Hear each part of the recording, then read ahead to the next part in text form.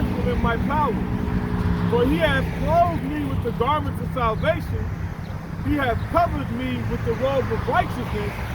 As a bridegroom decketh himself with ornaments, and as a bride adorneth herself with her jewels. And I brought that out because we're going into Ezekiel 16 chapter, which speaks how the Lord beautified us. And the Lord beautified us physically because we spoiled the Egyptians.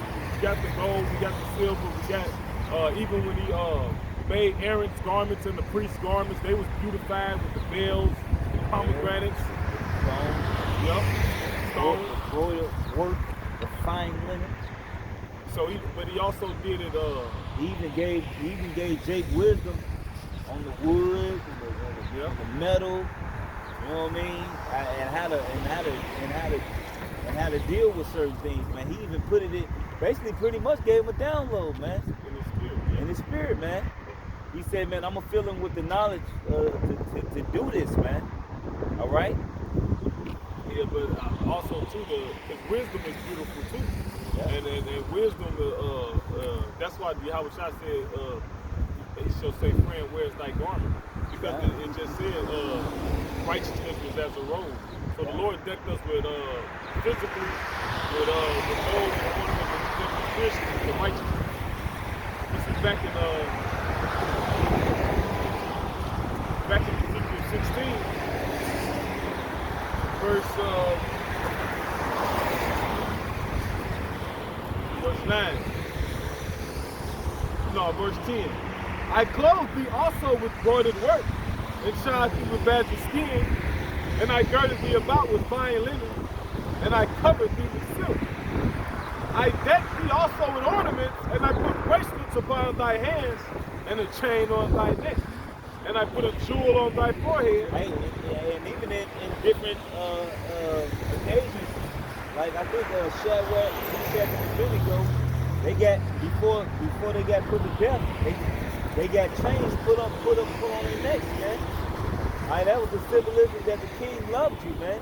If he gave you a personal jewelry out of his personal selection, man. All right, because that's to get a custom jewelry done takes time, man. That's something that you thought of and that you put your work in and you give it to somebody, man. You know, that's what a lot of rappers do, man. When they get artists, man, that they feel like, hey, look, you're part of my team, man. They give you chains, man. That's an Israelite custom. It says, it says, and I put a jewel on thy forehead and earrings in thy ears, and a beautiful crown upon thy head. Verse 13. Thus was thou decked with gold and silver, and thy raiment was of fine linen and silk, embroidered work. Thou didst eat fine flour and honey and oil. So not only did he dressed us, he gave us the best food too. Hey, because the Israelite, hey, the food the meat not supposed to stay in your refrigerator longer than 3 days. But of course, we in Babylon, hey, we gotta do what we gotta do. We can't afford it, man. All right, so and that's another reason why you should be humble, man. Because we can't keep the whole law, man. All right, you know, but we're gonna try to do the things that we can do, man. All right, hey, but there was a point in time where Jake only had something in the refrigerator, and by the third day, it was out. Hey, we were giving to the heathens. The scriptures say, "Give it to your servants." It's basically give it to a heathen. You know, ain't no Israelite supposed to eat like that. You know? It says, and thou was exceeding beautiful, and thou didst prosper into a kingdom. And thy renown went forth among the heathen for thy beauty. And that's talking about when we started to go to war. Keep going. It says, for it was perfect through my comeliness, right, which I had put upon thee, said the Lord Yahweh. Right, so, hey man, so the Lord said, man, it's according to him. And that's why you read Psalm, it says, I believe the Psalm, it says, through thee shall we push down the tread of the nations. Right. All right, it's everything that we able and capable to do is through the Lord. And just like with Moses, man, we was in the battle, man. If Moses' arm failed, we would start to lose the fight, man. well, they had to pretty much hold Moses' arms up with his staff, man, so Israel can win the war. Because as long as Moses kept his arms up, man, the Lord will push his power out, man. Alright? I mean, we ain't got no power, man. It's up to Yahweh Shemal Shah, man. Whether people live, whether people die, whether people become rich and wealthy, whether they become poor, that's not in our power, man. That's in the power of Yahweh Shemal Shah, man. Hey, what makes you think, what puts the unction in you to want to go to work and work all that damn overtime to get some money? Who puts that unction in you? Who puts that drive in you? Alright? Because I used to have it when I was a kid, but I don't give a fuck no more. Alright, who puts that drive in you? Alright? I got friends that I knew who wasn't like that, man. But then there's something just click in your head. And they just went and took off. Now they got prospering businesses, man. Who put that drive in you? Alright? It's Yahweh Shemal Shah that put the spirit on you to make you want that, man. Alright? The scriptures, Job says there's a spirit in man, but the Lord giving inspiration. Done. You know? But this is Ezekiel 16 and 15. But thou didst trust in thine own beauty. And that's where we messed up at, man. Alright? Jake thought they was fresh, man. And they start trusting in their beauty, man. And man, we don't need the Lord no more, man. Look at this, though. We straight. That's a nigga favorite line. We straight. I'm good.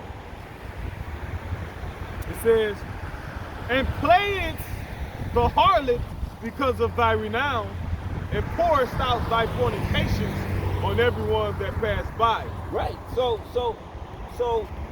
because of the renown.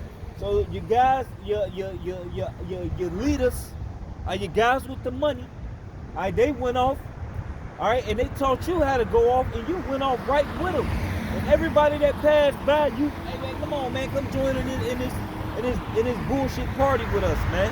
And that's why Jake, hey man, they'll accept anybody in their churches, man. And that's why one of them got shut up. Because you accepting other people around you, man. You know, Yahweh Shemal Shah is a separatist, man. He says, his it was, and of thy garments thou didst take, and deckest thy high places with divers colors, and playest the harlot thereupon. The like thing shall not come, neither shall it be so. Thou hast also taken thy fair jewels of my gold, and of my silver. It said, his gold, his silver, which I had given thee, and madest to thyself images of men, and didst commit a whoredom with them. Right, which when you go on a Sirach, it talk about a workman, the one cut for the tree, and then what's left, he takes something that can't move, that can't breathe, or can't do nothing, and carve it out, man. So Jake took the gold and the silver, something that Yahweh Shemal Shah gave us coming out of Egypt, and even just us becoming a great nation. All right, going into different in different countries, taking it, mining it, however we got it. You know what I mean? And Jake used that to commit whoredoms against Yahweh Shemal Shah. Now, you wonder why we in the condition we in now? Because our people trust in everything, but they trust in oppression. Our people trust in everything besides Yahweh Shemal Shah.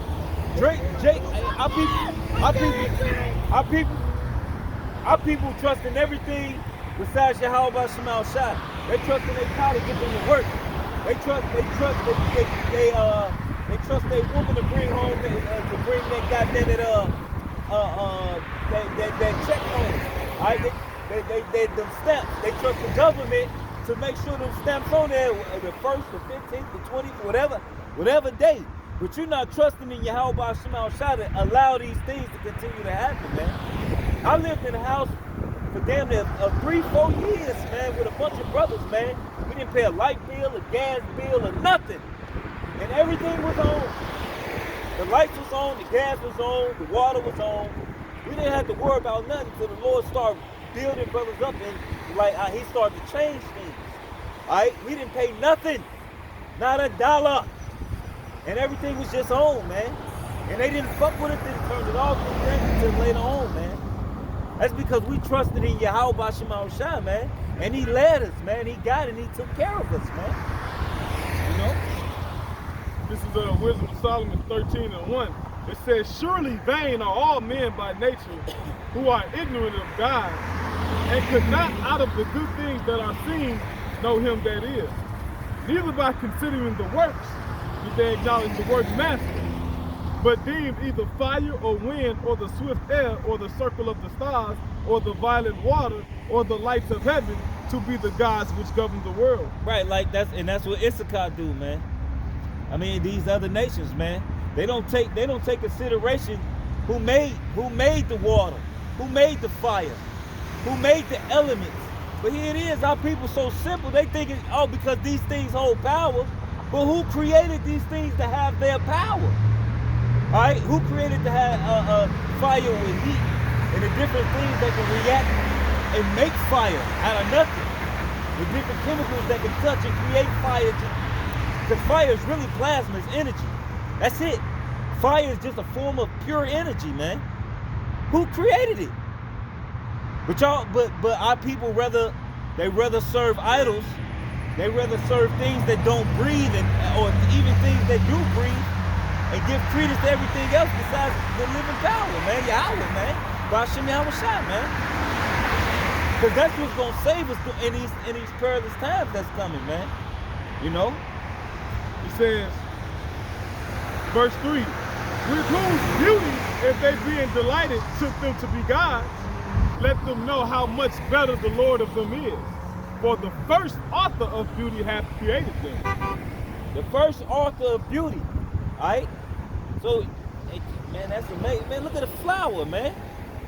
Alright? Hey, like the scripture said, look at one of these lilies, man. Even in Solomon, in all his glory, but in riches and wealth, he wasn't arrayed like one of those, man. Alright? And that should tell you something. Alright? And Solomon was Yahweh Shai, man. So that's telling you that what the Lord does is far greater. All right? What the Creator does, Yahweh, man. All right? Do our people consider that y'all don't consider that he put you in these situations? You don't consider it. You don't consider he gave you cancer. Satan ain't give you cancer. Satan ain't give you diabetes. All right? The Lord allowed them plagues to hit your body, man. Why? Because a lot of them things is for disobedience, man. This is 2nd Ezra chapter 16, verse 18. It says, the beginning of sorrows and great mourning, the beginning of famine and great death, the beginning of war, and the power shall stand in fear, the beginning of evils. What shall I do when these evils shall come? Behold, famine and plague, tribulation and anguish are sent as scourges for amendment, but for all these things they shall not